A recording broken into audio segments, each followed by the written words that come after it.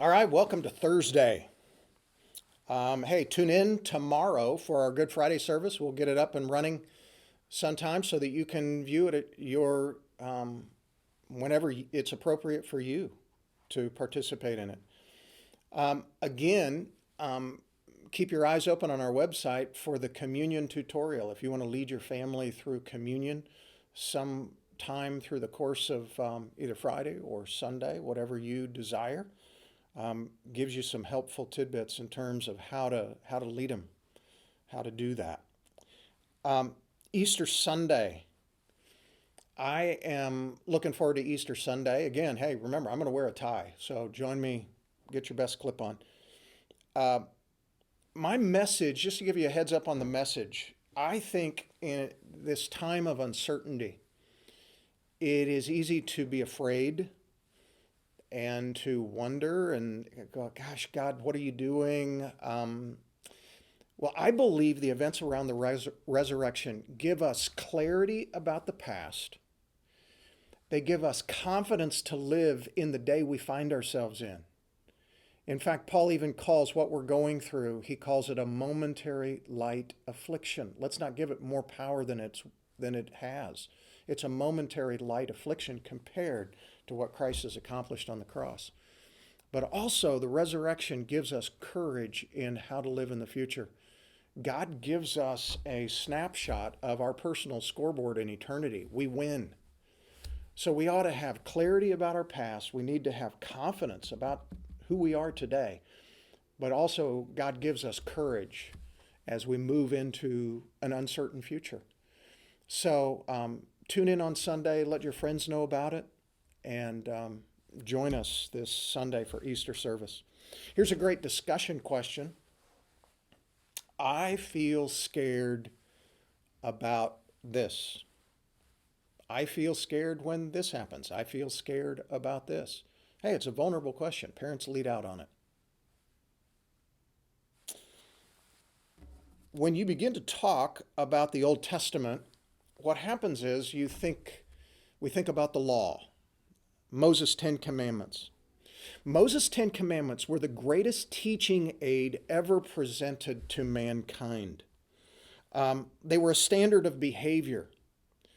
The 10 Commandments were a standard of behavior that guided the nations. They were like bumper guards that kept nations on track. But we like to go our own way. And the 10 Commandments, though, what they do is they help us remain in a playing field of some sort of dignified behavior. Because left to ourselves, man, we would just go off doing so many destructive things. Well, the 10 Commandments kept us in the playing field of dignified behavior.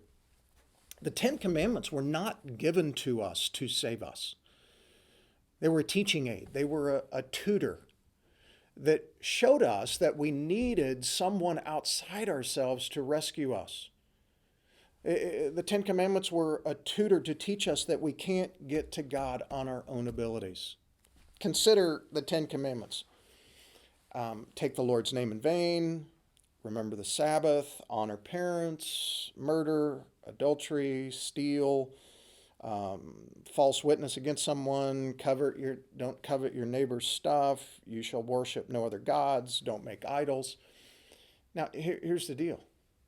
You break one of those just one time, deal over. You lose. You haven't passed muster. It's not like, well, 51% of my time I did good and 49% of our time I messed up a little bit. No, the deal is you miss one of those. You defy one of those one time through the course of your life. You go, well, man, I've never murdered anybody. I've never stolen anything. Really? Well, but think about this. All of us have probably dissed our parents behind our back. All of us have probably lied. All of us have coveted our neighbor's stuff. I mean, all of us have fallen short of the glory of God. Paul tells us that in Romans. So, because the 10 Commandments, this document shows us we need someone to accomplish for us what's impossible for us to do on our own.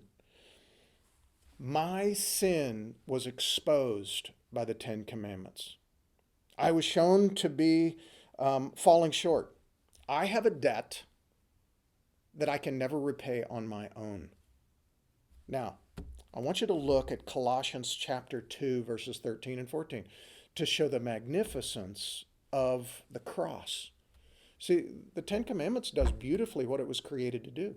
It was created to expose the sin in us, to show how far we fall short. But look at Colossians chapter 2, verses 13 through 14. Here's a great paradigm. He says this, "And when you were dead in your transgressions and the uncircumcision of your flesh, he made you alive together with him, having forgiven us all our transgressions." Well, how he did that? Verse 14, "having canceled out the certificate of debt, consisting of decrees against us and which were hostile to us." See, the law was hostile to us. "And he has taken it out of the way, having nailed our sin to the cross." See, we were condemned because of the law. These decrees, the law decreed against us that we are, the judge comes down with his gavel, guilty. But what happens is when Jesus died on the cross, he took our sins and he nails them to the cross.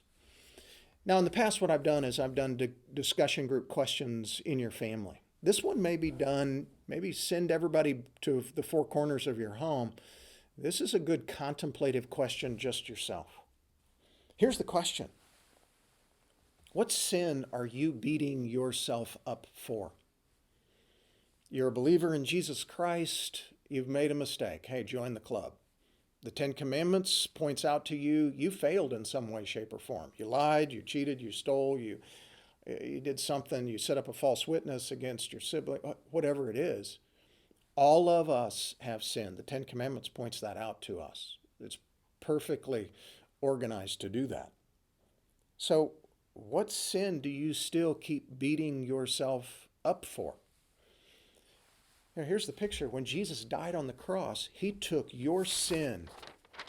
Here's your sin, and he literally nailed it on the cross with him.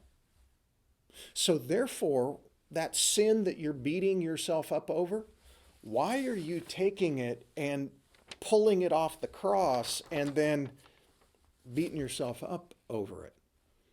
See, God's saying, hey, I've paid the penalty for it on the cross. You have no right to take it off the cross.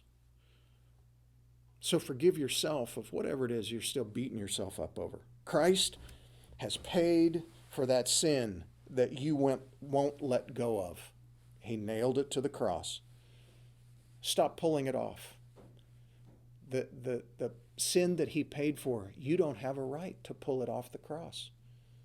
His death was sufficient. So today, as we head towards Easter, man, forgive yourself, whatever it is. Take the anvil off your shoulders. We look forward to seeing you tomorrow. Tomorrow is a great day. It's Good Friday, where we celebrate the fact that Christ paid the ultimate penalty, went through an unjust trial so that we wouldn't have to go through a just one. So we will see you tomorrow for our extended Good Friday service, and then can't wait to be with you on Sunday morning for Easter.